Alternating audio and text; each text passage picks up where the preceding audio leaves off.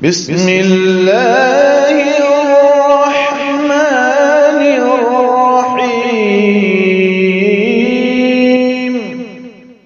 Wa Qur'anan faraqnahu litaqra'ahu 'alan nasi 'ala mukthin wa nazzalnahu tanzila. السلام عليكم ورحمة الله وبركاته.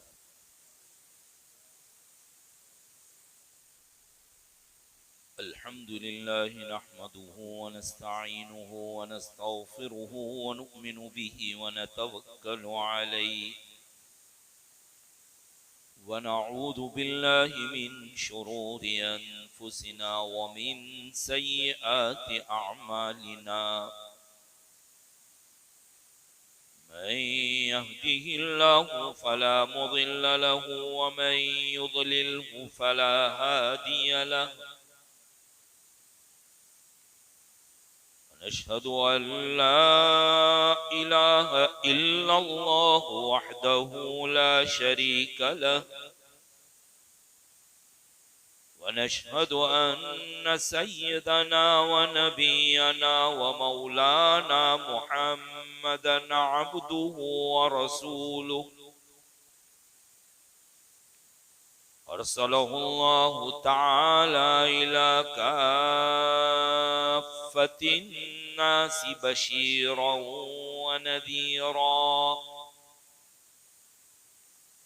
وداعيا إلى الله بإذنه وسراجا منيرا. صلى الله تعالى عليه وعلى آله وأصحابه وأزواجه وأتباعه وبارك وسلم تسليما كثيرا.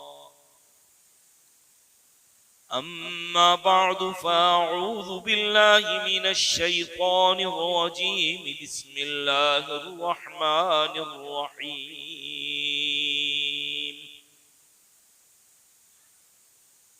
ما آتاكم الرسول فخذوه وما نهاكم عنه فانتهوا واتقوا الله إن الله شديد العقاب. صدق الله العظيم. وقال النبي صلى الله عليه وسلم أحصوا هلال شعبان لرمضان أو كما قال النبي صلى الله عليه وسلم.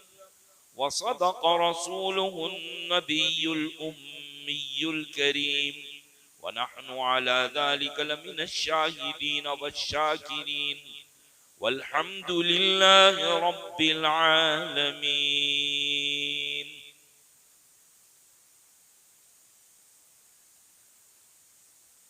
बुजुर्गान महतरम व बिरादरान अजीज, दुआ फरमाइए कि हक तबारक व तआला अपने फजल व करम से कुछ ऐसी बातें कहलवा दे जो मेरे और आप सब के हक में मुफीद और कारगर साबित हों, और कही सुनी बातों पर अल्लाह ताला हम तमाम को अमल की तौफीक नसीब फरमाए।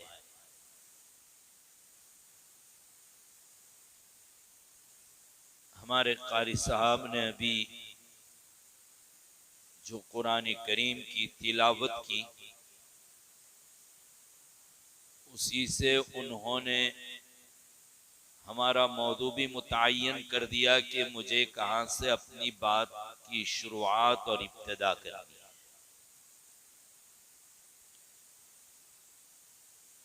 हामीम वल किताबिल मुबीन, हामीम से जितनी सूरतें शुरू होती है उसको दीबाजुल कुरान कहा जाता है। कुरान का रेशमी कपड़ा या कुरान का रेशम कुरान करीम में भी आला किस्म की सूरत है। उलमा ने इसके बारे में बहुत कुछ लिखा है। यानी एक सूरत हामीम की खत्म की, दूसरी सूरत शुरू करे तो फिर उसका मजा और रंग बदल जाता है। मुख्तसर ये है कि हामीम से शुरू होने वाली जितनी सूरतें हैं, अल्लाह के रसूल सल्लल्लाहु ताला अलैहि वसल्लम की आदत मुबारका ये थी कि रात को सोने से कब्ल तिलावत फरमाया करते। जब बात निकली है अल्लाह के नबी सल्लल्लाहु अलैहि वसल्लम को कि रात को सोने से पहले ये पढ़ते थे, तो और भी सुन लीजिए कि हम हैरान हैं कि नबी करीम सल्लल्लाहु अलैहि वसल्लम रात को सोने से कब्ल पहले कितना पढ़ा करते थे। सुबहान युसब्बिहु सब्बहा, इससे जितनी सूरतें शुरू होती है वो सारी सूरतें भी पढ़कर सोते, ये भी पढ़कर सोते। सूरह ज़ुमर वो भी पढ़ लिया करते थे। और भी उसके अलावा अगर आप अंदाजा लगाएं तो हैरान हो जाएंगे कि तकरीबन 4-5 पारे के करीब करीब आपकी तिलावत होती थी रात को सोने से पहले। सोने के वज़ाइफ आमाल, एक नबी जब ये अमल करता है तो मेरे और आपकी जिम्मेदारी तो कितनी बढ़ जाती है। खैर मेरे भाई, ये सूरत के अंदर फरमाए कि इन्ना अंज़लनाहु फी लैलतिन मुबारकतिन, हमने इसको यानी कुरान को नाजिल किया मुबारक रात में। ज्यादातर उलमा और मुफस्सिरीन का तो ये कहना है कि ये जो लैला मुबारका यानी मुबारक रात को बयान फरमाया, उससे मुराद रमजान में आने वाली शब कद्र है। लेकिन कुछ उलमा का ये भी कहना है कि इससे मुराद मुबारक रात से मुराद शब बराअत है। शब बराअत की फजीलत अगरचे कुरान में न भी हो, तब भी हदीस रसूल सल्लल्लाहु ताला अलैहि वसल्लम से शब बराअत की फजीलत साबित है। बकौल शेखुल इस्लाम मुफ्ती तकी उस्मानी दामत बरकातुहुल आलिया के कि कम अज कम 10 सहाबा से इसकी फजीलत साबित है। लिहाजा इस रात के मुबारक होने और इस रात के मौजूद होने का कोई इनकार नहीं कर सकता है। ये बड़ी रात शबे बराअत, जिसको हमारे यहाँ आम तौर पर बिगाड़ बिगाड़ कर यहाँ लाके रख दिया है कि इसको सुबरात कहते हैं। बड़े बूढ़ों में जो मशहूर है वो यही मशहूर है कि सुबरात। नहीं, अल्लाह के बंदो, सुबरात नहीं है, तुमने कमर तोड़ दी है, शबे बराअत। और शेखुल इस्लाम मुफ्ती साहब दामत बरकातुहुम ये फरमाते हैं कि ये कह लीजिए ऐसा महसूस होता है कि ये शबे बरात अल्लाह ताला ने रमजान की तैयारी के लिए हमें नसीब फरमाई है। शबे बरात, इससे पहले ये शाबान और शाबान से पहले का जो महीना है वो रजब। अल्लाह के नबी सल्लल्लाहु ताला अलैहि वसल्लम जब रजब का चांद देखते, यानी रमजान से 2 महीना पहले, आपने एक दुआ तलकीन फरमाई है, आप वो पढ़ते, जिसको हमारे यहाँ लिखा भी जाता है, अल्लाहुम्मा बारिक लना फी रजब व शाबान व बल्लिगना रमजान। इस हदीस और इस दुआ से मालूम होता है कि रमजान की तैयारी नबी करीम सल्लल्लाहु अलैहि वसल्लम 2 महीना पहले से शुरू फरमा देते थे। जो इमामुल अंबिया वल मुरसलीन है, जिसका मकाम इतना आला और बुलंद बाला, उनका ये आलम है कि रमजान की तैयारी 2 महीना पहले। तो मुझे और आप जो हमारी गुनाहों में जिंदगी गुजरती है, जरूरी है कि हम तो रमजान की तैयारी बहुत पहले से शुरू कर दें, नहीं तो कम से कम हम भी 2 महीना पहले से शुरू करें। लेकिन गुजर गया तकरीबन 1.5 महीने का वक्त, अब 15 दिन बाकी।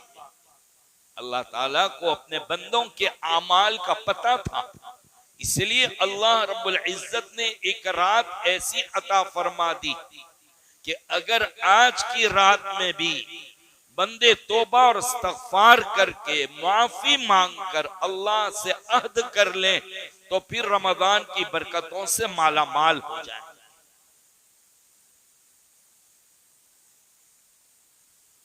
ये शबे बारात से मुतालिक एक खास बात कहता हुआ चलूं।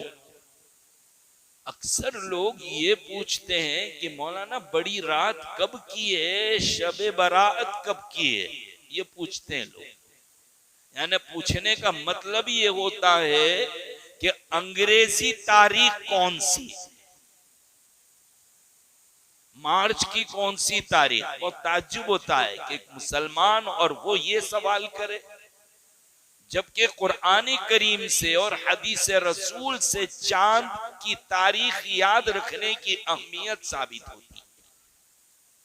कुरान कहता है यसअलूनका अनिल अहिल्ला कुल हिया मवाक़ीतु लिन्नासि वल हज्ज। इस आयत पाक और इसकी तफासीर को पढ़िए आप, इससे साबित होता है कि चांद देखना और चांद की तारीख याद रखना बड़ी अहमियत का हामिल। अल्लाह ताला ने हमारी सारी इबादतें वो अंग्रेजी कैलेंडर में नहीं रखी है बल्कि इस्लामी तारीख में रखी है। ये तो हम लोगों का कमाल है कि रमजान हो, कि ईद हो, कि शबे बराअत या आशुरा या अरफा, सबको हमने अंग्रेजी कैलेंडर के मातहत कर दिया।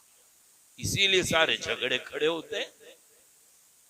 हालांकि इस्लामी तारीख, वो इस्लामी कैलेंडर एक बड़ी अहमियत का हामिल है। हजरत अबू मूसा अशअरी रदी अल्लाह ताला अन्हु बड़े आला दर्जे के सहाबी, उन्होंने एक मर्तबा खत लिखा हजरत उमर फारूक रदी अल्लाह ताला अन्हु को कि अमीरुल मोमिनीन, आप खत तो लिखते हैं, कभी कभी 2-2 खत आपके एक साथ मिलते हैं, किसी खत पर आपकी तारीख लिखी हुई नहीं होती और अजीब अंदाज होता है कि एक खत में लिखते हैं कि ये काम करो और एक खत में लिखा है कि ये काम मत करो, रुक जाओ।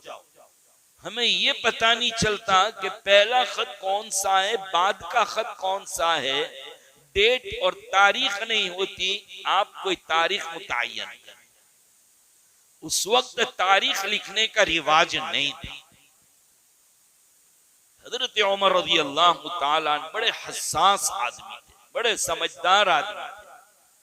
फौरन मीटिंग बुला ली, मशवरा तलब कर लिया हजरात सहाबा का। हजरात सहाबा ने मशवरा देना शुरू किया कि इस्लामी कैलेंडर का आगाज किया जाए, शुरुआत की जाए अल्लाह के नबी सल्लल्लाहु ताला अलैहि वसल्लम की पैदाइश के दिन से। यानी हिजरी कैलेंडर जो अभी चल रहा है, इसके बजाय क्या होता, मीलादी कैलेंडर। हजरत उमर ने कहा नहीं, इस उम्मत को लोग ताना देंगे, ईसाई ताना देंगे कि कैसे मुसलमान हैं कि इनको कैलेंडर बनाते भी नहीं आया, उन्होंने हमारी तकलीद की। इसलिए कि हजरत ईसा की पैदाइश के दिन से इस कैलेंडर, ये ईसवी सन जिसको 2023 कह रहे हैं आप, इसके इब्तिदा हजरत ईसा की पैदाइश से शुमार किया जाए। हजरत उमर ने कहा नहीं, इस उम्मत को ताने पड़ेंगे। बाज लोगों ने मशवरा दिया कि नबी करीम सल्लल्लाहु अलैहि वसल्लम के विसाल और वफात से इस कैलेंडर की इब्तिदा की जाए। हजरत उमर को तजर्बा था, एक्सपीरियंस था, उन्होंने कहा नहीं, ये उम्मत गम में मुब्तला हो जाएगी हर नए साल पर। नबी की जुदाई और फिराक और नबी की वफात का दिन आ जाएगा, उम्मत बर्दाश्त नहीं कर सकेगी, गम में चली जाएगी। और हजरत उमर का तो तजर्बा भी था ना, जब विसाल की खबर सुनी, इंतकाल की खबर सुनी, तलवार निकाल ली थी कि कोई न कहना वरना गर्दन उड़ा दूंगा। और मजाल भी किसकी थी कि उमर के सामने गड़बड़ करे। जिसको अपनी उम्र का आखिरी दिन देखना हो वो उमर के सामने गड़बड़ करे। सब पर सन्नाटा था। दुनिया का सबसे ज्यादा बहादुर अगर कोई था तो वो सिद्दीक अकबर रज़ी अल्लाह ताला। खुतबा दिया और समझाया और कुरान की आयत पढ़ी, वमा मुहम्मदुन इल्ला रसूल। हजरत उमर कहते हैं ऐसा लग रहा था कि कुरान अभी इसी वक्त मेरे लिए नाज़िल। हजरत उमर को तजर्बा था कि अल्लाह के नबी सल्लल्लाहु अलैहि वसल्लम की वफात को उम्मत बर्दाश्त नहीं कर सकी। कहा यहां से भी कैलेंडर की इब्तिदा नहीं। फिर सैयदना अली करमल्लाहु वजहू ने मशवरा दिया कि हिजरत नबवी से कैलेंडर का आगाज किया जाए। मशवरा कबूल कर लिया गया। सहाबा, तमाम सहाबा ने इत्तेफाक किया, इसलिए कि हिजरत मक्का को छोड़कर मदीना मुनव्वरा को वतन बनाना ये इनकलाबी चीज, इनकलाब बर्पा कर दिया। मुसलमानों को सर उठाकर चलने की ताकत अगर किसी ने बख्शी है तो मेरे आका की हिजरत। जिसने दूध का दूध, पानी का पानी अलग करके रख दिया वो हिजरत नबवी है। हिजरत नबवी बेशुमार सबक अपने अंदर लिए हुए। जवानों, अगर आज भी तुम शुजाअत, बहादुरी, मर्दानियत, हिम्मत, इंसाफ, दुनिया भर की खूबियां चाहते हो तो कम अज कम नबी करीम सल्लल्लाहु ताला अलैहि वसल्लम की हिजरत का बयान पढ़ लीजिए, हिजरत के सबक को पढ़ लीजिए।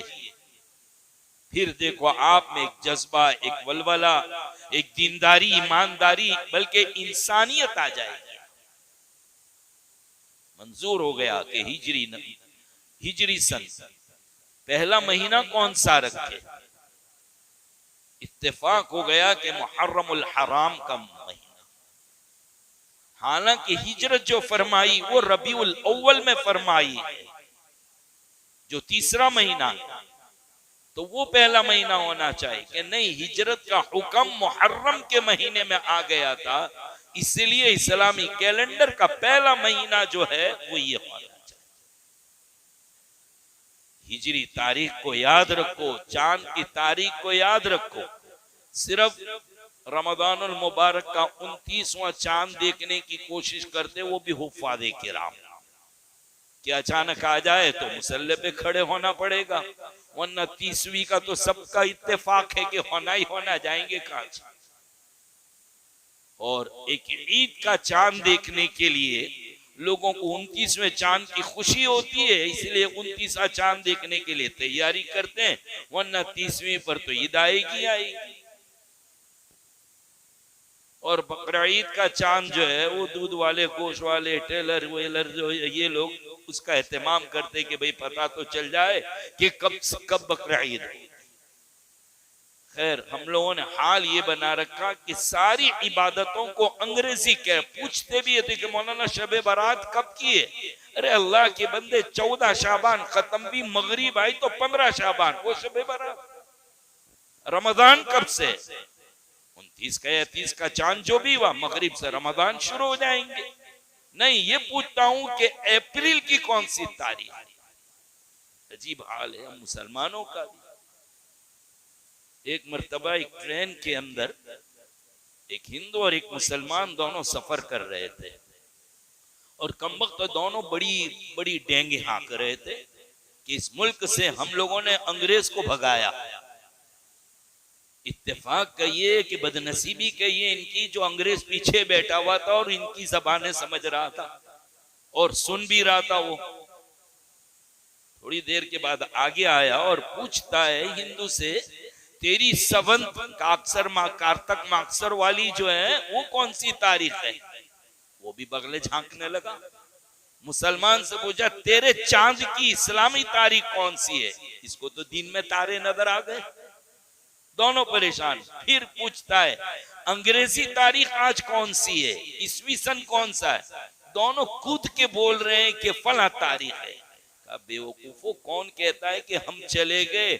हम तो गए लेकिन हमारा कैलेंडर भी तुम्हारे पास महफूज है। हम तो चले गए, हमारा शूट बूट कोट पटलून सब तुझे देकर गए, तेरे पास अपना है क्या? सर के बालों से लेकर के पैर के शूट और बूट तक जो है वो हमारा है, तेरा अपना क्या है? मुसलमान तेरा कुर्ता चला गया, हिंदू तेरी धोती गायब हो गई। बड़ा ये काई की मार। अफसोस तो ये कि हमारी मस्जिदों में भी तनख्वाह जो दी जाती है वो अंग्रेजी है, और मदरसाओं में भी मस्जिदों में भी यही हाल है। शादी का कार्ड भी छपवाते तो अंग्रेजी तारीख, तो इस्लामी तारीख तो ऐसी छुपा कर लिखते हैं जैसे 29वीं का चांद। अल्लाह सही समझ नसीब फरमाए, हमें इसमें बेदारी नसीब फरमाए। हमारे हज़रत मुफ्ती अब्दुल रहीम साहब लाजपुरी रहमतुल्लाह अलैह इस बात पर बहुत तवज्जो दिलाते थे कि मुसलमानों चांद की तारीख याद रखने की आदत डालो, और अब तो आपके लिए आसान कर दिया। यहाँ देखिए अंग्रेजी और दोनों महीनों के नाम भी तो आते हैं। अगर हमारे मुसलमान जवान से पूछ लिया जाए कि बेटा 12 महीनों के नाम सुना दो, मैं नहीं समझता कि किसी को याद हो। अल्लाह माफ फरमाए, अल्लाह हमारी हिफाजत फरमाए। खैर मेरे भाइयों, रजब का महीना गुजर गया, ये शाबान का महीना है। आज इसकी 15वीं तारीख शुरू हो गई, जिसको शबे बराअत कहते हैं। शब के माने रात और बराअत के माने नजात और छुटकारा। नबी करीम सल्लल्लाहु ताला अलैहि वसल्लम से साबित है कि कबीले कल्ब की बकरियों के बालों के बराबर आज की रात में अल्लाह ताला मुजरिमों को मुआफ फरमाते हैं। यानी बेशुमार लोगों की मगफिरत आज अल्लाह रब्बुल इज्जत फरमाएंगे। बल्कि लिखा हदीस में आता है कि मगरिब से खुसूसी ऐलान शुरू होता है, हल मिन मुस्तगफिर, है कोई इस्तगफार करने वाला, है कोई तौबा करने वाला कि मैं उसको मुआफ कर दूं, है कोई रिस्क का तलब करने वाला कि मैं उसको रिस्क अता करूं। ये ऐलान होता है अल्लाह ताला की तरफ से खुसूसियत के साथ। हालांकि पूरे साल जब भी मांगोगे तब मिलेगा, जब माफी मांगोगे तब मुआफ कर देगा, लेकिन आज स्पेशल ऑफर है, अल्लाह ताला माफ करने के लिए तैयार। शबे बराअत शुरू हो गई है, हमें काम क्या करना है, इबादत क्या करना है, आज कौन सी नमाजें पढ़नी है। देखिए हदीस शरीफ में इसकी फजीलत साबित है, माफी के ऐलानात साबित है, लेकिन कौन सी इबादत करना है? कोई मखसूस इबादत नहीं है आज की रात में। हाँ, नफल पढ़िए, खूब खूब कुरान करीम की तिलावत कीजिए, खूब जिक्र में मशगूल रहिए, अल्लाह की इबादत करें। नफल उसमें भी ये है कि बेहतर ये कि अपनी जिंदगी की कज़ा बहुत सी बाकी होगी नमाजें, ऐसी मुबारक रात का फायदा उठाकर जागकर जिंदगी की नमाजें कज़ा कर लें। उलमा से, इमाम साहब वगैरह से पूछ लें कि हम नमाजों तारीख और वार तो याद नहीं है कि कब छोड़ी है, हम इन नमाजों की कज़ा कैसे करें? तो नफल की बजाय ये नमाजें जो कज़ावी है उसको पढ़ लिया करो रात भर। सिर्फ जागने की रात नहीं है, जैसे बहुत से लोगों में मशहूर है कि बड़ी रात है यानी जागने की रात। ये जागरण की रात तो किसी और कौम में है, मुसलमानों में नहीं है जागने की रात। सिर्फ जागना नहीं है कि गाड़ी लेके निकल पड़े, हाईवे पर चले जाए, होटलों पर बैठ जाए, वक्त गुजारी करके चले आए। सिर्फ जागना नहीं है, जागकर इबादत करना। इबादत कहाँ करोगे? अपने घरों में करना। कहेंगे नींद आती है, सो जाओ, बहुत अच्छी बात है, इससे बढ़कर और कौन इबादत होगी कि ईशा की नमाज बाजमात और फजर की नमाज बाजमात अदा कर लो। मस्जिद में नींद इसलिए नहीं आएगी कि दोस्तों अहबाब मिले हैं, तो घर पे अगर जागोगे तो बीवी भी तो साथ जागेगी। तुम्हारे बच्चे भी तो जागेंगे, वरना बीवी बच्चे क्या करेंगे? वो नींद आएगी, वो सो जाएंगे। तो तुम घर जाइए, घर जाकर इबादत करो। हमारे यहाँ ये मफहूम गलत है कि हम मस्जिदों में जागने के लिए आते हैं। बीवी बच्चे किसके हवाले? बेहतर तो ये है कि सुन्नत नवाफिल भी घर पढ़े, लेकिन फोकाहा ने इसीलिए लिखा है कि हम घर जाएंगे तो भूल जाएंगे, रास्ते में मशगूल हो जाएंगे, इसलिए कहा भाई रोजाना की नफल सुन्नत यही पढ़ लिया करो। लेकिन ऐसी मुबारक रातों में इबादत जो करनी है वो अपने घर में करनी है। और यहाँ तो इबादत करेंगे 8 रकात 10 रकात पड़ी, पैर दर्द करेंगे, फिर चाय का दौर चलेगा, चाय नाश्ते उसका इंतजाम होगा, फिर वही गीबतों में लग जाएंगे कि फला वो कहाँ आएगा, उसको कहाँ फुर्सत है। तो अपने किए कराए पर सारा पानी फेर दिया। इससे बेहतर है कि तुम गीबत करते जाके घर सो जाते, वो अच्छा रहता।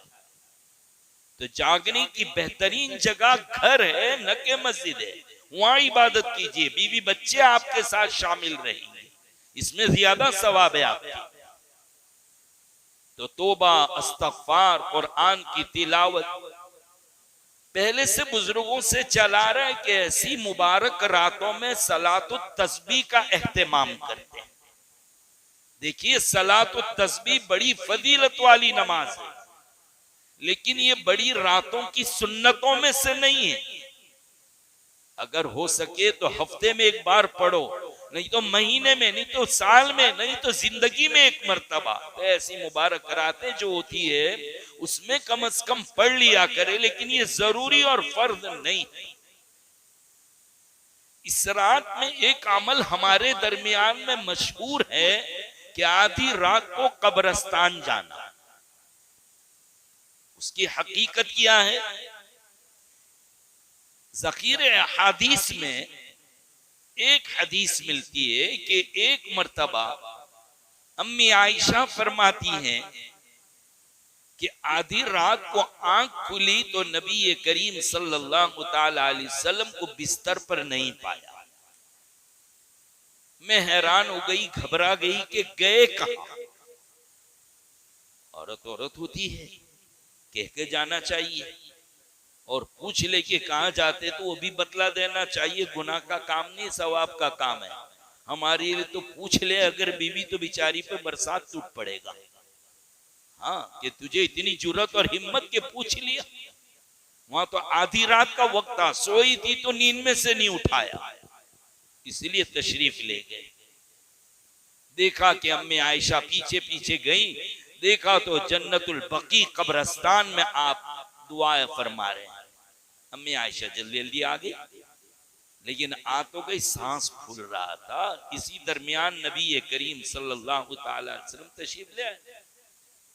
कहा आयशा क्या बात है, सांस बहुत फूल रहा है। अम्मी आयशा ने भी सच सच बतला दिया कि जब आपको बिस्तर पर नहीं पाया तो मुझे ये लगा कि मेरी गैरत जाग गई कि मेरी बारी के दिन आप किसी और बीवी के यहाँ चले गए।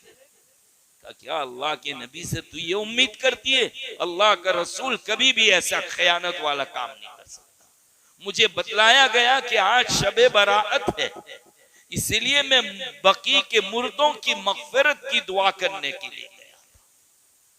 बहरहाल खुलासा कलाम ये है कि एक रिवायत से साबित होता है कि अल्लाह के नबी सल्लल्लाहु ताला अलैहि वसल्लम एक रात कब्रिस्तान गए, एक शबे बराअत। मुफ्ती शफी साहब रहमतुल्लाहि अलैह के हवाले से नकल किया उनके साहबजादे मुहतरम हजरत शेखुल इस्लाम मुफ्ती तकी उस्मानी दामत बरकातुम ने के लाजिम न बना लेवे कि हर शबे बराअत में जावे। देखिए गलत मतलब भी न निकाली कि कब्रिस्तान जाने से मना करता है। नहीं, रोजाना जाइए, दिन में 5 मरतबा जाइए, जाना चाहिए, लेकिन ऐसी मुबारक रातों की सुन्नत करार दे देना, इससे रोक। इसलिए जाए, किसी साल जाए भी, किसी साल न भी जाए, लेकिन अगर जाना ही और जाते ही हर साल तो जमगटा बनकर, जिसको हमारे यहाँ कहते टोड़े टोड़ा नहीं जाइला भाई। हाँ, हमारे यहाँ तो ये तो है, तू भी चल, तू भी चल, तू भी चल। अरे कौन खा जाएगा आपको, जाओ अकेले, क्या हो जाएगा। इसलिए जमघटे में नहीं जाना है। अल्लाह के नबी सल्लल्लाहु अलैहि वसल्लम अकेले तशरीफ ले गए, तो आप भी जाइए, अकेले जाइए। किसी साल नहीं गए तो वो जरूरी भी नहीं है आपके लिए।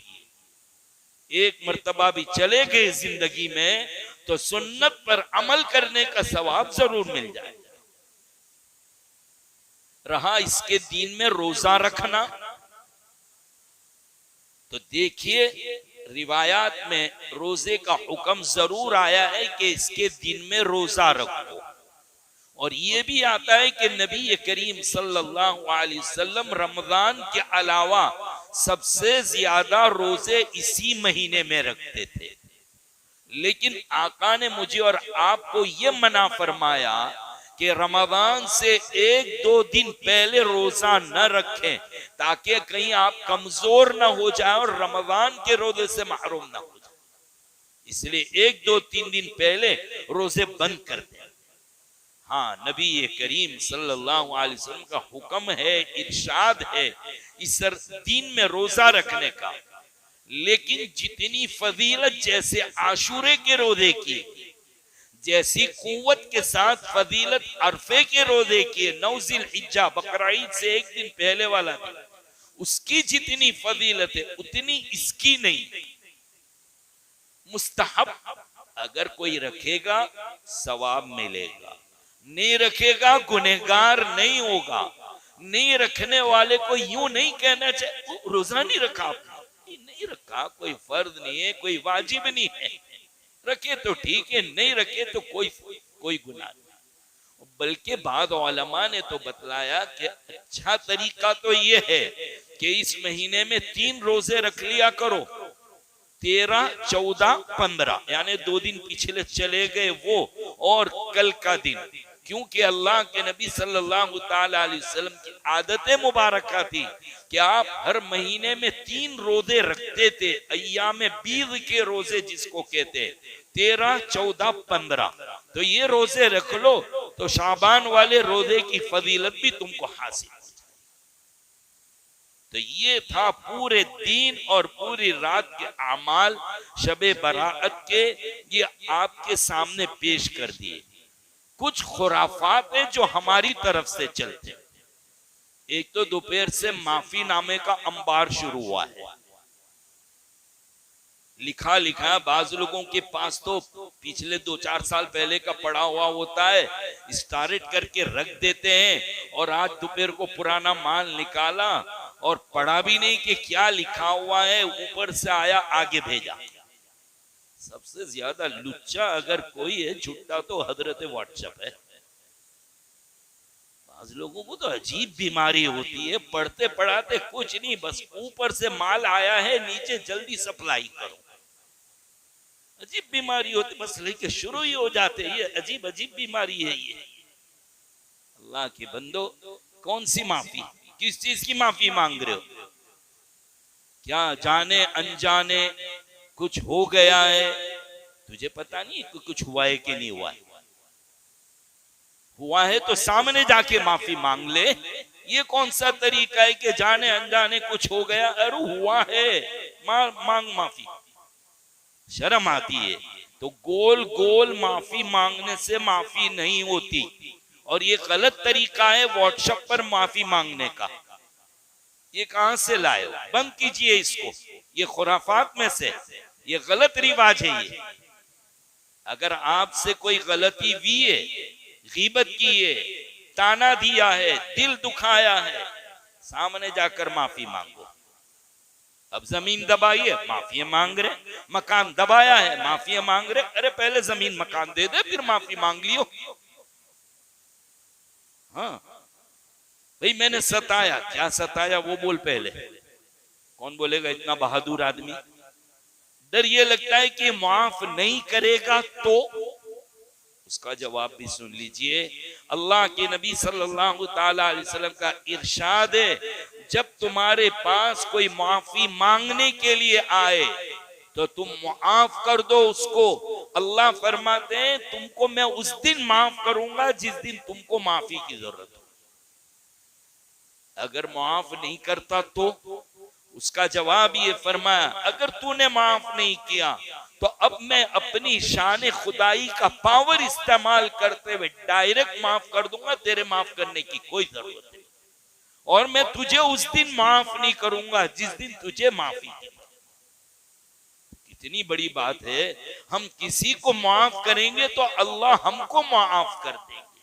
माफ करना सीखो मेरे भाइयों, माफ करना सीखो। अल्लाह के नबी सल्लल्लाहु अलैहि वसल्लम ने एक मर्तबा इरशाद फरमाया कि देखो अभी जन्नती जाएगा तुम्हारे सामने। थोड़ी देर भी एक सहाबी गए, सहाबा देख कर कहते ये कोई मशहूर आदमी भी तो नहीं है, कोई बहुत नेक आदमी भी तो नहीं है, इसको जन्नती कैसे? फिर दूसरे दिन इरशाद फरमाया कि अभी देखो जन्नती जाएगा, देखा तो वही आदमी। तीसरे दिन फिर फरमाया कि अभी जन्नती जाएगा, और वही करीब से। एक साहबी है कि मेरे दिल में यह आया कि कोई मशहूर आदमी तो है नहीं कि जो इतनी इबादत करता हो जिससे पता चले कि जन्नती है, इसके घर जाके देखना चाहिए। उन्होंने भी पैंतरा रचा, बिल्कुल छोटा मुंह बनाकर पहुंच गए उनके सामने। कहा क्या हुआ? कहा बीवी रोजाना झगड़ती है, आज तो मैंने सुसाइड और खुदकशी करने का इरादा कर लिया कि आपघाती करके जान दे दूं। कहा नहीं नहीं अल्लाह के बंदे नहीं। कहा नहीं मैं मर जाऊंगा। कहा नहीं अल्लाह के बंदे मेरे घर चल। गुजराती में कहते ना भावतू हतु ने वही दे कही। तैयार हो गई ये तो उनके घर जाने के लिए, और मकसूद ये था कि 2-3 दिन रहकर देखूं कि अमल क्या करता है। जब 3 दिन हो गए कोई खास अमल नजर नहीं आया, कहा चलिए अस्सलाम वालेकुम मैं तो जाता हूँ। कहा नहीं अभी नहीं जाना है, पहले मामला सुलझ जाने दो। सब सुलझा हुआ है, यहाँ उलझा हुआ था, तेरी इबादत देखना था, इसलिए मैं तो यहाँ आया। अल्लाह को उन्होंने वाकया सुनाया कि अल्लाह के नबी सल्लल्लाहु अलैहि वसल्लम ने कहा जन्नती जाएगा, और 3 मर्तबा फरमा तुम ही गए तीनों दिन। कौन सा ऐसा अमल करते हो मुझे भी बताओ, मैं भी अमल करूं। तो भाई मुझे तो कोई खास अमल याद नहीं है कि मैं वो अमल करता हूं। यार ऐसी कोई बात समझ में नहीं आ रही क्या है? जब जाने लगे तो कहा इधर आओ, हाँ एक अमल है जो मैं करता हूं, याद आया। कहा क्या? कहा जब रात में सोता हूं तो बिस्तर पर जाकर ये दुआ कर लेता हूं कि या अल्लाह मुझे जिसने दिन भर सताया कल से लेकर आज तक तू गवाह रहना, मैं सबको माफ करता हूं। देखिए कितना बड़ा अमल, कितना बड़ा जिगर है कि माफ करने पर उसको जन्नत की बशारत सुना दी नबी करीम सल्लल्लाहु अलैहि वसल्लम। हम तो लोगों से माफी की उम्मीद रखते, लेकिन हम किसी को माफ करने के लिए तैयार। आज की रात में अल्लाह सबको माफ करेंगे, लेकिन कुछ बदनसीब है जिनको आज की रात में भी माफ नहीं। सबसे पहला मुशरिक, शिर्क करने वाला, अल्लाह की जात के साथ, अल्लाह की सिफात के साथ, अल्लाह की यकताई में दूसरों को पार्टनर और शरीक समझने वाला, अल्लाह को छोड़कर दूसरों के सामने हाथ फैलाने वाला, अल्लाह उससे नाराज होते हैं। पूरी दुनिया की तारीख उठाकर देख लीजिए कि कौमों पर जो अजाब आया है, ज्यादातर कौम पर अजाब आया उनके शिर्क करने की वजह से। आज की रात में अल्लाह मुशरिक को माफ नहीं करेंगे। हाँ ये कि तौबा कर ले कि अब नहीं करूंगा तो अल्लाह माफ। नंबर 2, आकुल वालिदैन, माँ बाप का नाफरमान, माँ बाप का दिल फाड़ने वाला, माँ बाप का दिल चीरने वाला, माँ बाप का दिल तोड़ने वाला, माँ बाप को सताने वाला। क्या समझते हैं माँ बाप के मकाम को? कुरानी करीम में जहां जहां अल्लाह ने अपना हक इबादत बयान किया, अपनी इताअत का हक बयान किया, वहीं पर फौरन और कुछ नहीं बयान किया बल्कि माँ बाप की इताअत को बयान किया। अनिश्कुरली वली वालिदैक, ये लोगों मेरा शुक्रिया अदा करो, वली वालिदैक, अपने माँ बाप का। वक़दा रब्बुका अल्ला ताबुदू इल्ला इय्याह व बिल वालिदैन इहसाना। पूरे कुरान की आयत उठाकर देखो, जहां जहां अल्लाह अपने इबादत की दावत देते हैं, फौरन उसके बाद कोई और मजमून नहीं बयान फरमाते, बल्कि फरमाते हैं तो माँ बाप की इताअत, माँ बाप की फर्मा बरदारी को सिखलाते हैं। माँ बाप कौन है? माँ 3 दर्जे, बाप का 1 दर्जा। माँ जो तकलीफ बर्दाश्त करती है पेट में रखने की, कुरान भी उसको कहता है कि पेट में रखना और जन्ना। बड़े बड़े पहलवान बैठे हो, लेकिन अगर फोड़ी हो गई, फुंसी हो गई हो और जरा दबा के बीज निकालो, पता चलेगा कि क्या होता है, पेशाब का कतरा निकल जाएगा। एक माँ 3-4 किलो के बच्चे को कैसे जन्म देती, किस तरीके से वो अपने बदन से खारिज करती है उसको, कितनी तकलीफ होती हो। हजरत उमर रदी अल्लाह ताला ने एक जवान को देखा कि हरम में तवाफ कर रहा है। अभी जो संगे मरमर है, मार्बल है, ये नहीं थे, वो नोकीली रेती और पत्थर। वो नौजवान बस एक बुढ़िया को कांधे पे बिठाया हुआ है, चिलचिलाती धूप है, पांव जख्मी हो गए, खून निकल रहा है। मैंने कहा ओ जवान, जरा साया ढलने दे, उसके बाद तो तवाफ करना। का अमीरुल मोमिनीन जानते हो ये कौन है? भाई मुझे कोई, मुझे तो ये देखता हूँ कि गर्मी बहुत हो रही है, जरा ठहर जा। कहा हजरत मेरी माँ है। माँ है तब भी क्या, वो अपनी जान पे क्यों जुल्म करता है?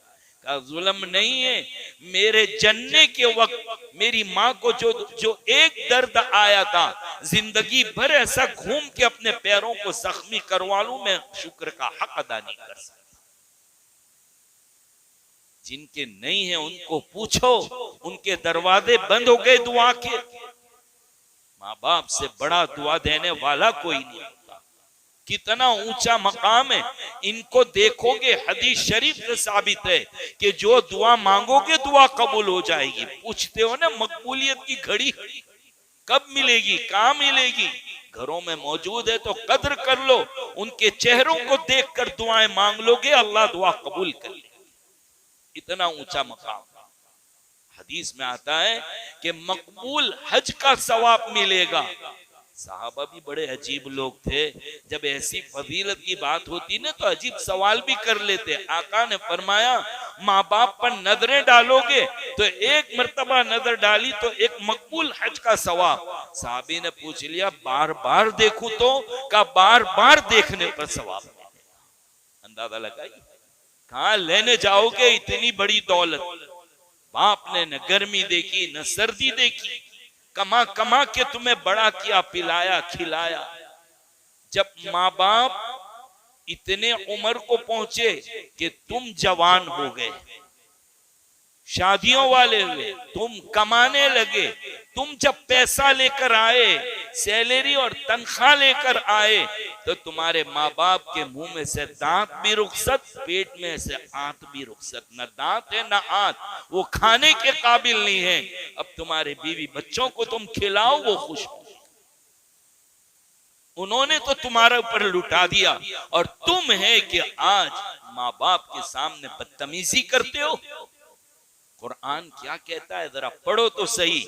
वला तकुल लहुमा उफ्फिन, इनको उफ भी मत कहो। उफ का तर्जमा गुजराती में कर दूं, उफ यानी हमारी जबान में कि माँ बाप ने कुछ कहा और यूं कहना, यह है उफ। हराम है माँ बाप को कहना भी। बाद उलमा ने उफ का मतलब ये बयान किया कि माँ बाप कुछ कहे और कोई यूं करे, ऐसा बेजारी का इजहार किया, पेशानी झटकी, बल चढ़ा दी, हराम। बादों ने कहा कि ये भी नहीं, बल्कि माँ बाप ने कुछ कहा और तुमने नागवारी में यूं कहा, बस ये हाथ झिड़क किया, ये है वला तकुल्लहुमा उफ। अब बतलाइए मेरा और आपका क्या है? माँ नाश्ते का पूछती है, खाने का पूछ रही है, माँ नहाने के पानी तैयार करने के लिए पूछ रही, और हम है कि उसके ऊपर अपनी बेजारी का इजहार कर रहे हैं। क्या इसी दिन का इंतजार था कि तुम अपने वालिदैन के साथ ये सुलूक करो? ये कयामत की निशानियों में है कि दोस्तों के साथ तो बैठ के तालियां मार के बात करते हो, खुशी से उछल उछल कर बात करते हो, अपनी बेगम से तो बहुत खुशी से बात करते हो, लेकिन माँ के सामने उसका कसूर यही है कि तुम्हारे बचपन में नखरे बर्दाश्त किए, उसका नतीजा ये दे रहे हो तुम। हमारे एक हिंदू दोस्त है, कारी साहब जानते हैं, सुबीबाग मदरसे के लिए चंदा करने भी आते हैं वसन भाई। वो एक दिन सिखा कहने लगे, मौल साहब एक बात कहूं, माँ बाप का फर्क समझाऊं? मन का बताइए। कहा कि माँ बाप बच्चे को बोलना सिखाते हैं और बच्चा बड़ा होकर माँ बाप को चुप रहना सिखाता है। जब बोलना सीखता है, बेटा ये बोल, बेटा ये बोल, बेटा वो सुना, बेटा ये सुना, अब जरा बोलते आ गया, लेक्चर देते आ गया, भाषण देते आ गया, जरा बड़ा हो गया, हाँ टिकटॉक करता हो गया, शूट बूट पहन के टाई वाई लटका के डिग्री ले ली 2-4। हाँ पापा मेरी मीटिंग है, पापा तमने समझ नहीं पड़े, तमें नो बोलता है, पापा तमें चुप रह जो, मेहमान आवाना है। अब्बा मेहमान आने वाले हैं, मेरी मीटिंग है, बाहर के लोग है, जरा बड़े लोग हैं, कोई जरूरत नहीं ऐसे बड़े लोगों की जो ऐब समझते हो तुम्हारे माँ बाप की बोली को, कान पकड़ के बाहर निकालो, नहीं जरूरत है। बड़ा ऊंचा मकाम है इन माँ बाप का। तो माँ बाप को हम चुप रहना सिखाते हैं, उन्होंने हमें बोलना सिखाया। माँ ने हमारे पेशाब को, हमारे पखाने को हाथ लगाया है, हमारे बलगम को हाथ लगाया है। हम उनकी किसी चीज को ताउन और साथ देने के लिए तैयार हैं। खुदा के बंदो, ये याद रखिए, अर्थवेग, धरतीकंप और जलजला आने की जहां दूसरी वजूहात है, उसमें से एक बड़ी वजह माँ बाप के साथ बदतमीजी करना भी है। यहां तक है माँ बाप के सामने जबान अगर चलाओगे, बदतमीजी करोगे, याद रखो खातिमा बिगड़ने का खतरा, बल्कि यकीन है कि खातिमा खराब हो जाएगा। मत दिल दुखाओ, मत सताओ इनको, मत सताओ इन लोगों को, बहुत बड़ी दौलत है, इनकी दुआएं लेते रहो, पैर धोकर पीने के काबिल है। काजी सनाउल्लाह पानीपती रहमतुल्लाह अलैह, उलमा जानते हैं उनके मकाम और मर्तबे को कि कितने बड़े आदमी थे। हरम शरीफ में बैठे हुए काबतुल्लाह के सामने अपनी माँ को लेकर आए हैं हज के लिए। अम्मी का पैर उठाया और यूं देखना शुरू किया तलवे में। कहा बेटा क्या देखता है? कहा माँ मेरे नबी ने कहा है कि माँ के कदमों के नीचे जन्नत है, माँ मुझे जन्नत देखना है। माँ जज्बात में आ गई, काले देख ले। इतना कहना था कि माँ के कदमों में, हरम शरीफ में, काबा के सामने जन्नत देख ली। ये हाल होता है माँ का, इतना ऊंचा मकाम। खुदा के वास्ते इनका दिल न दुखाओ, जाके सीधी माफी मांगो उनसे। माफी मांगना है तो मोबाइल पर मौल साहब की नहीं, व्हाट्सएप पर हमारी नहीं, सीधे जाकर अपने माँ बाप की माफी मांगो कि कितना दिल दुखाया, कितना सताया। बाप ने तुम्हारे लिए पूरी दौलत लगा दी और आज आपका ये हाल है। लेकिन मेरे भाइयों, मैं अपने इन बच्चों के माँ बाप से भी कहूंगा, एक कसूर तुम्हारा भी है, कसूर तुम्हारा भी है कि जो तालीम इनको देनी थी वो तालीम तुमने इनको नहीं दी। अखलाक सिखाने थे, तुमने वो अखलाक नहीं सिखाए, जिसका नतीजा ये है कि ये आज तुम्हारे सामने जबान चला है। लाड़ प्यार के इसीलिए कहते हैं लुकमा सोने का खिला दो, औलाद को लुकमा सोने का खिला दो, नजरे जहरीली रखो, तब जाकर काम बनता है। नवासे कितने प्यारे थे नबी करीम सल्लल्लाहु ताला अलैहि वसल्लम को कि खुतबा देते होते नवासे आ जाते, पैरों में कुर्ता पजामा आ जाता, वो गिर जाते। अल्लाह के नबी सल्लल्लाहु अलैहि वसल्लम मिंबर शरीफ से उतरते और कांधों पर बिठा लेते। कभी सजदे में जाते, हसनैन आ जाते, कमर पे सवार होकर बैठ जाते और ये कहते वाह हमारी सवारी बहुत अच्छी है। अल्लाह के रसूल सल्लल्लाहु अलैहि वसल्लम फरमाते सवार भी तो बहुत अच्छा है, सैयदा शबाब अहलिल जन्ना। इतना प्यार, लेकिन एक गलत खजूर खा ली, सदके की खजूर खा ली। ये नहीं कि खाली तो क्या हुआ, मुंह में उंगली डालकर कच कच कह के निकाल दी कि बेटा ये खाने के काबिल नहीं। क्या इतना पाकीज़ा लुक्मा हम खिलाते अपनी औलाद को? देख तो लो ये औलाद बिगड़ क्यों रही है। दूध डब्बे का तालीम सरकार की और उम्मीद रखो नेक फरमा बरदान निकले। हाँ, लुक्मा भी देख लिया करो, लुक्मा भी देखो भाइयों।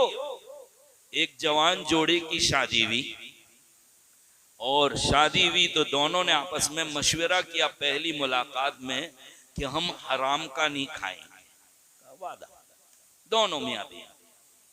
1-1.5 साल हुआ, बच्चे की पैदाइश ही, वो बड़ा हुआ, चलने के काबिल हुआ, तो हर बाप को शौक रहता है नहीं कि जरा मैं गांव में जाके दिखा दूं कि देखो मेरा नतीजा, मेरा कैसा बेटा है। लेके बाजार गया, ये माँ ने भी तैयार वैयार कर दिया, काजल वाजल पाउडर लगा दिया, एक टीका भी लगा दिया कि नजर न लग जावे। अब्बा फुलानी समारा पकड़ के लेके बाजार में पहुंचा। जैसे ही बाजार में पहुंचा, बेटे ने उंगली छुड़ाई और फौरन बेर का टोकरा रखा था, बोर, उसमें हाथ डाला और एक बोर खा।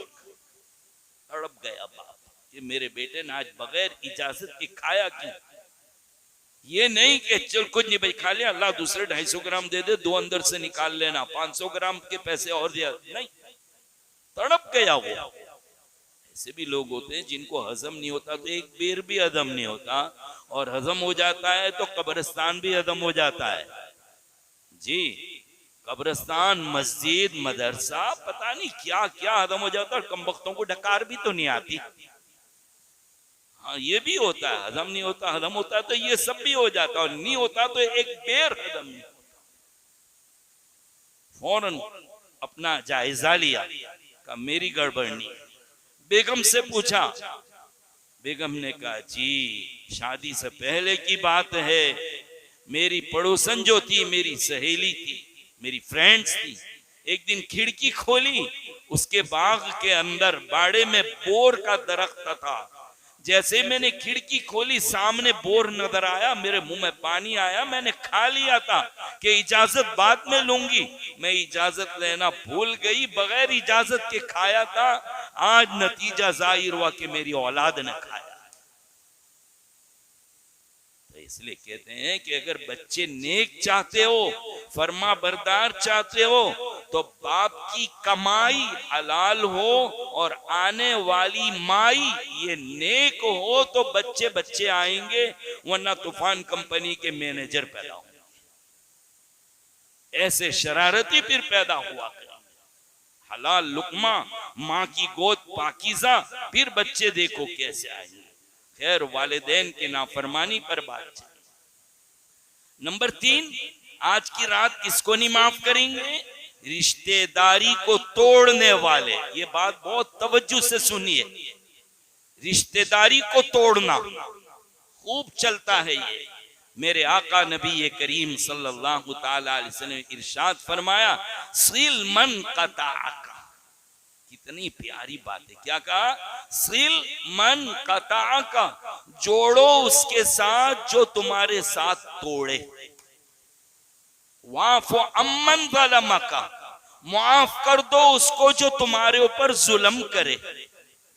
नंबर 3, वो अहसिन इला मन असाअ इलैक, जो तुमको नुकसान पहुंचाए। क्या लफ्ज है? वो अहसिन, एहसान करो उस पर जो तुमको तकलीफ पहुंचाए, नुकसान पहुंचाए। मैं भी गौर करूं, मेरे लिए भी है, आप भी गौर कीजिए। क्या हम ये करते हैं? जो सगे वाले रिश्तेदार तोड़ते हैं, हम उनके साथ जोड़ते हैं। अरे वो जरा इधर का मुंह फिराए तो हम पूरी कमर फिरा लेंगे भाई।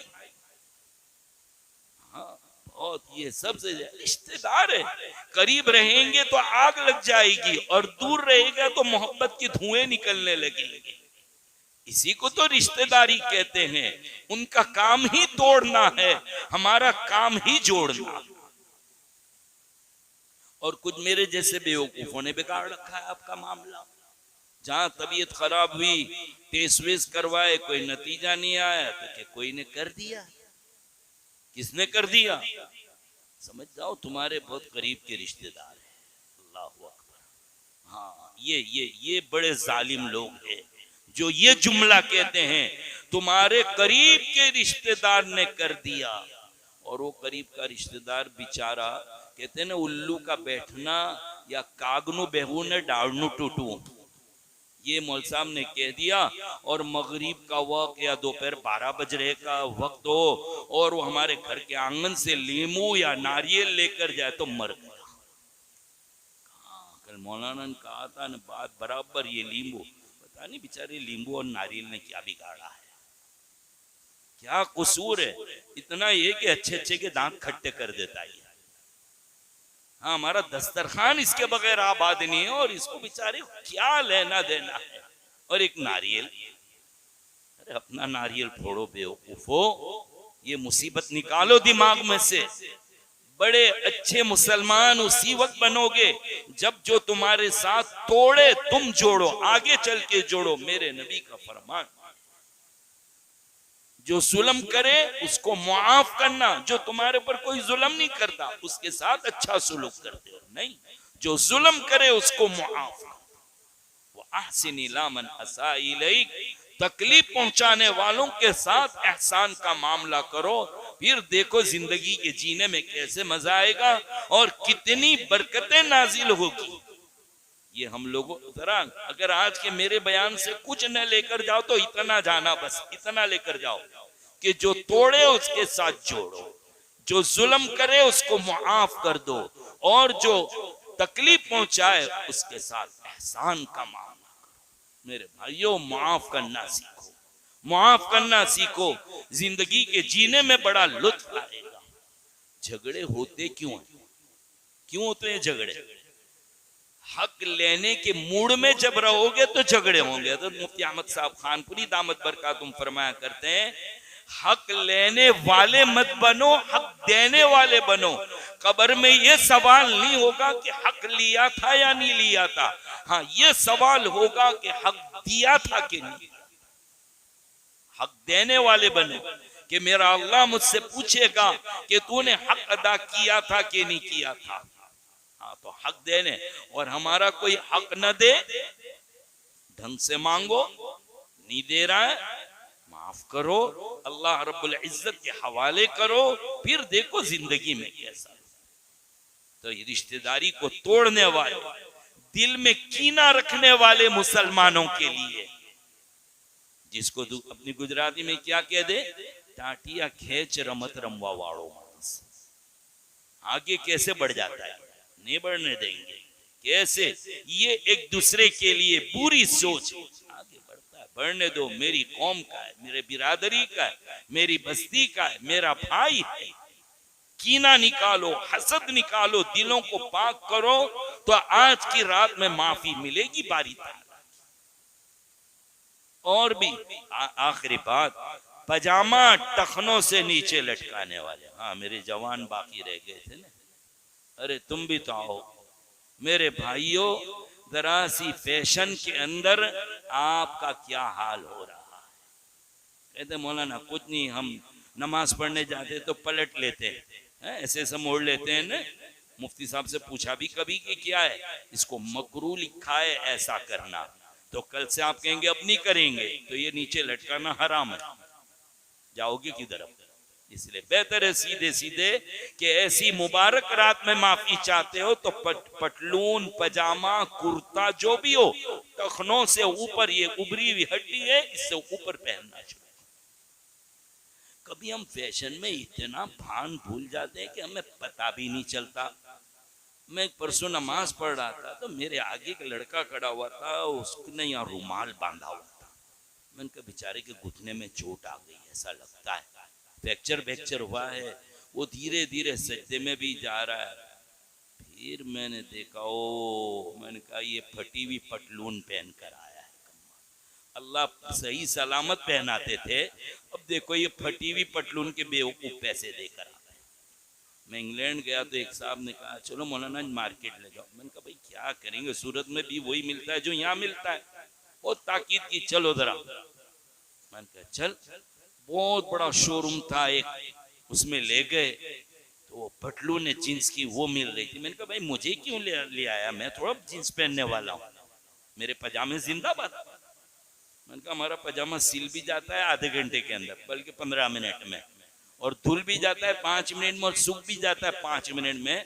मैंने कहा जीन्स भीग जाए तो कम बखत 2 किलो की 15 किलो की हो जाती है। ऐसा लगता है कि कोई सजा देने के लिए पहनवा रखी है। अब मैं वहां गया तो सारी पटलूने फटी हुई रखी है। मैंने कहा भाई ये सेकंड का माल मिलता है यहाँ? यहाँ तो बड़ी बड़ी सेलिब्रिटीज आती है।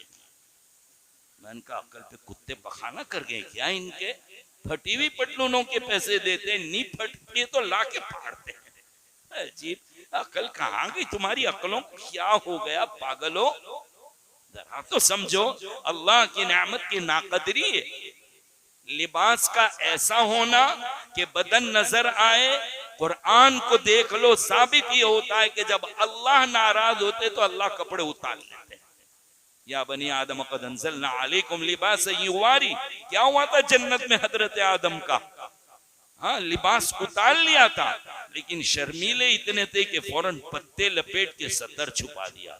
और हम है ऐसी पटलून के रुकू सजदे में गए तो टी शर्ट खींचते हुए जा रहे हैं कि पीछे से कुछ दिख न जाए। क्या हाल, क्या हाल हो रहा मेरे जवानों? कहाँ जा रहे हो? जरा तो अकल दौड़ाओ। जिसने कोई बाल कह दिए वो बाल रख लो, अजीब अजीब बाल रखते ना, यहाँ से कटवा दिए और ऊपर रख दिए, और उसको भी जेल वेल लगा के ऐसा खड़ा कर दिया, ऐसा लगे जैसे टॉयलेट धोने का ब्रश लगा रखा है। अजीब अजीब किस्म की फैशन सूची है।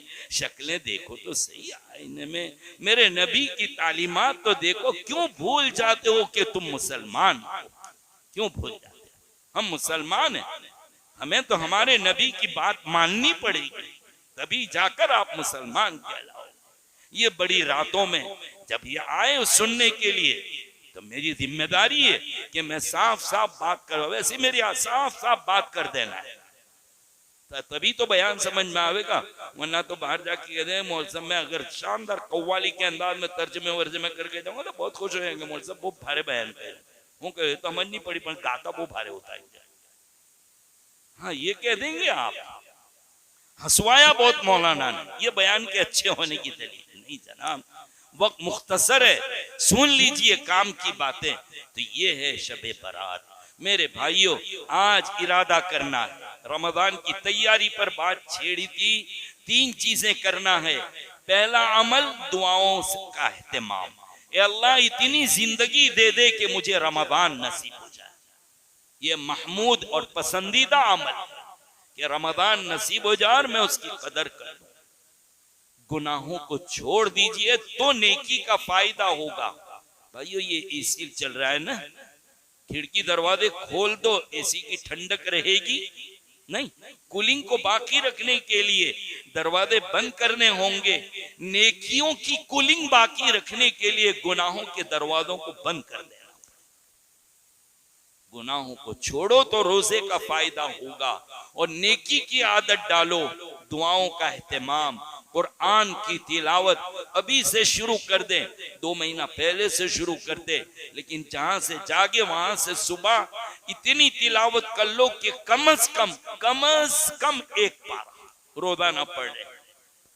बेहतर तो है कि 3 सिपारे रोजाना पढ़ने की आदत डालो, ताकि भाइयों रमजान और मुबारक में रोजाना 3 पारे पढ़ सके। और ये सब करने के लिए हजरत मोबाइल को तलाक मुगल्लदा देनी पड़ेगी। हाँ, वो मौलाना बहुत मुश्किल, क्योंकि ये भी अजीब बीमारी है ना मोबाइल की।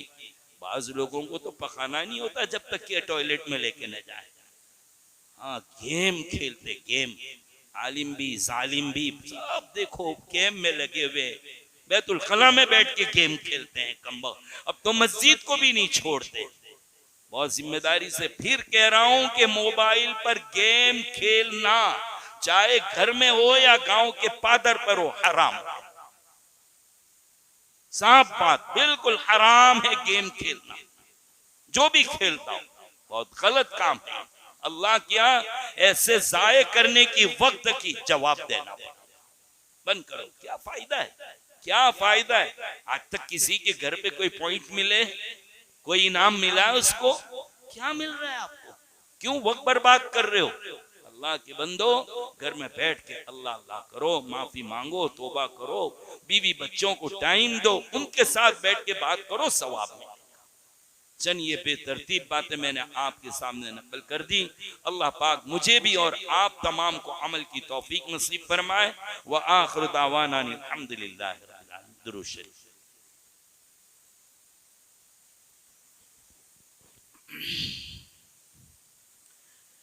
बिस्मिल्लाहिर रहमानिर रहीम। सुब्हानक अल्लाहुम्मा व बिहम्दिक व तबारक अस्मुक व तआला जद्दुक व ला इलाहा गैरुक। अल्हम्दुलिल्लाहि रब्बिल आलमीन वस्सलातु वस्सलामु अला सय्यिदिल अंबिया'i व अशरफिल मुरसलीन।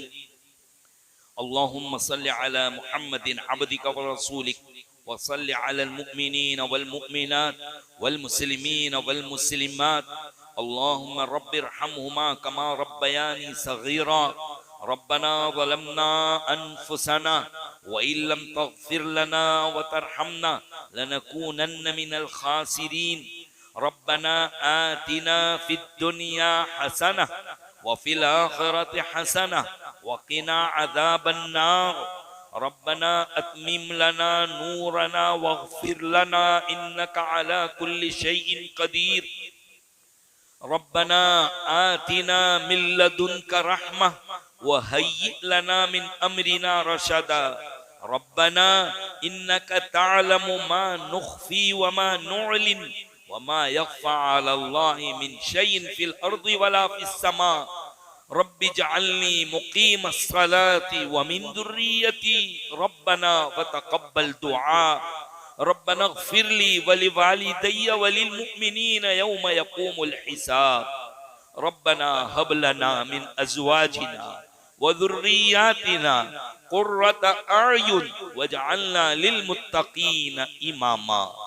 या हय्यु या क़य्यूम बिरहमतिका नस्तगीथ अस्लिह लना शअनना कुल्लह वला तकिलना इला अनफुसिना तरफत ऐन।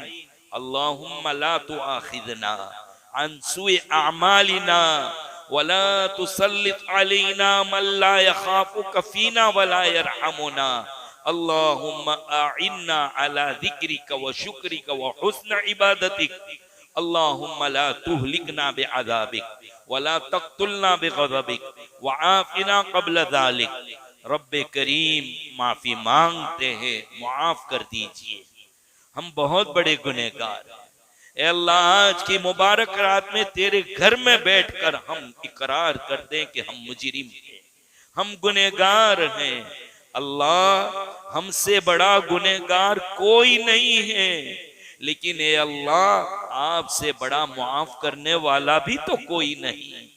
ए करीम आका, आज की मुबारक रात में हमें भी मुआफ फरमा दे, हमारे माँ बाप को मुआफ फरमा, हमारे भाई बहनों को माफ फरमा, हमारे करीब और दूर के तमाम मरहूम और जिंदा रिश्तेदारों को मुआफ फरमा, हमारे असातिज़ा को मुआफ फरमा, हमारे तलामिज़ा और शागिर्दों को मुआफ फरमा, पूरी उम्मत के एक एक फर्द को माफ फरमा।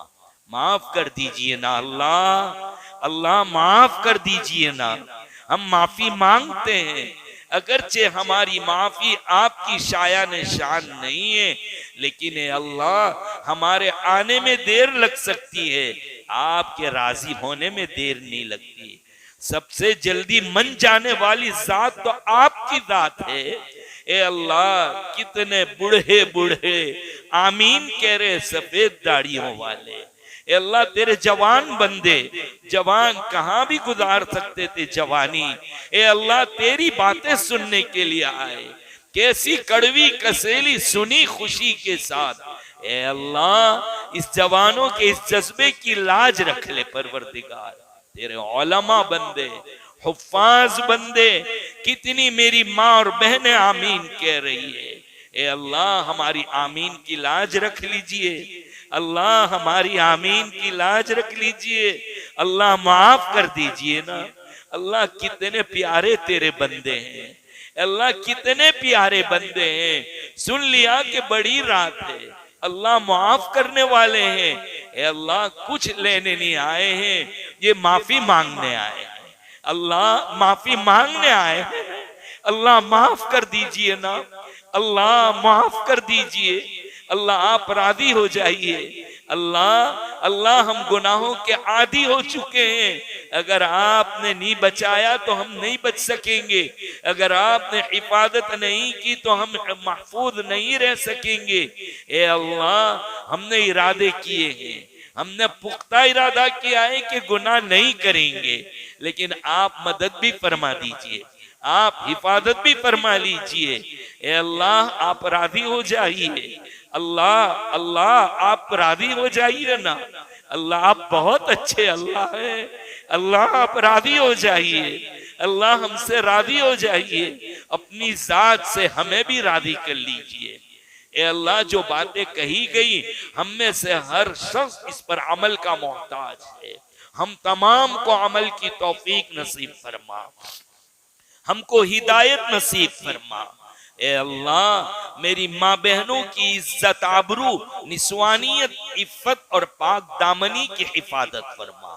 ए अल्लाह मेरे जवानों के जवानी की हिफाजत फरमा, बड़े बूढ़ों के बुढ़ापे की हिफाजत फरमा, बच्चों के बचपन की हिफाजत फरमा।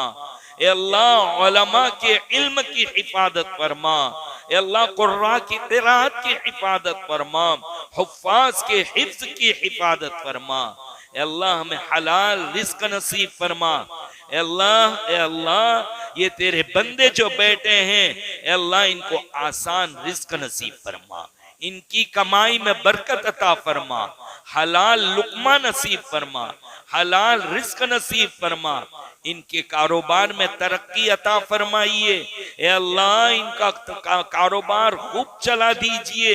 ए अल्लाह इनके कारोबार में खूब बरकत अता फरमा, घरों में बरकत अता फरमा, औलाद को फरमा बरदार बना दे, आंखों की ठंडक बना दे, नेक नमाजी बना दे। ए अल्लाह कुफ्फार और मुशरिकीन के फितने से हमारी हिफाजत फरमा, कुफ्फार और मुशरिकीन के फितनों से हिफाजत फरमा, हमारे अपने नफ्स और शैतान की शरारतों से हिफाजत फरमा।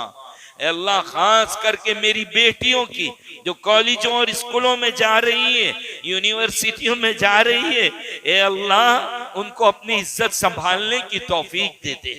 ए अल्लाह गैरों के हवाले न कीजियो, ए अल्लाह गैरों के हवाले न कीजियो, गैरों के हत्थे चढ़ने से इनकी हिफाजत फरमा, इन नादानों को सही समझ नसीब फरमा, अपने आप को पहचानने की तौफीक अता फरमा। ए अल्लाह हमें तो मांगना भी तो नहीं आता, ए अल्लाह अपनी शाया निशान अता फरमा, गुनाहों से नफरत नसीब फरमाइए। अल्लाह गुनाहों की आदत छुड़ा दीजिए। अल्लाह पेशानी के बाल पकड़ पकड़ कर नेकी के काम में लगा दीजिए। ए अल्लाह हमें अक्ल सलीम नसीब फरमा, इंसानियत नसीब फरमा, शराफत नसीब फरमा। ए अल्लाह कुरान करीम से ताल्लुक नसीब फरमा, ए अल्लाह उलूम नबूवत नसीब फरमा, हमारे हर घर में उलमा हुफ्फाज और कुर्रा पैदा फरमा, जो कॉलेजों और स्कूलों में पढ़ने, ए अल्लाह आला नंबरात से ईमान की हिफाजत और आमाल की हिफाजत करते हुए उनको कामयाब फरमा, तरक्कियात से नवाज दे। अल्लाह दुआओं को रद्द न फरमा, कबूल फरमा। नबी करीम सल्लल्लाहु तआला अलैहि वसल्लम ने जितनी खैर मांगी सब अता फरमा, जितनी चीजों से पनाह मांगी उससे हमें पनाह नसीब फरमा।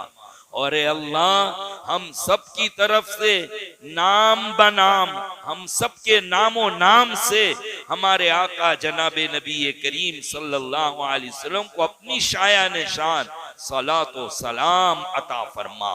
रब्बना तक़ब्बल मिन्ना इन्नका अंतस समीउल अलीम व तुब अलैना इन्नका अंतत तव्वाबुर रहीम। जज़ल्लाहु अन्ना नबियना मुहम्मदन मा हुवा अहलु। सुब्हान रब्बिका रब्बिल इज्जति अम्मा यसिफून व सलामुन अलल मुरसलीन वल्हम्दुलिल्लाह।